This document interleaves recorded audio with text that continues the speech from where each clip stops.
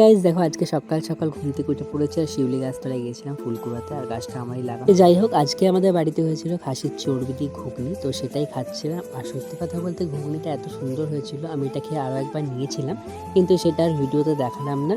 আর দুপুরবেলা আজকে একদমই সিম্পল মেনু ছিল। আজকে করেছিল ভাত আর এই আলু পটলের তরকারিটা আমি নিজে করেছিলাম, আর একটু আচার নিয়েছিলাম সাথে, শুধু এটাই খেয়েছিলাম দুপুরে, আর কিছু খাইনি। আর সন্ধ্যাবেলা খেয়েছিলাম চুরমুর। এটা চুরমুর নাকি ঠিক জানি না, মনে হচ্ছে কটা ফুচকা ভেঙে তার উপরে পেঁয়াজ কুচি করে দেওয়া। আমি তো চুরমুরই বলেছিলাম, জানি না এটা কী দিয়ে দিয়েছে। তারপরে বাড়িতে বানিয়েছিলাম সন্ধ্যাবেলায় হচ্ছে আমি চিংড়ি মাছের পকোড়া, কিন্তু এখানে আমি একটাই খেয়েছিলাম, কারণ চুরমুরে এক বাটি খেয়েছিলাম, তারপরে পেটে আমার আর জায়গা ছিল না এটা খাওয়ার, তাই বাড়িতে দিয়ে দিয়েছিলাম। আর বাড়িতে ওকে খাইনি, ফ্রিজেই রেখে দিয়েছিলাম। আর এখানে শুধুমাত্র একটাই চিংড়ি মাছের চপ আমি একটু টেস্ট করে দেখছিলাম। আর আমি ক্যামেরার সামনে ঠিক খেতে পারি না, তোমরা একটু অ্যাডজাস্ট করে নিও। আর রাত্রেবেলা করেছিলাম একদম সিম্পল খিচুড়ি আর একটা ডিম সিদ্ধ। তো চলো আজকের ভিডিও এটুকুই, টাটা।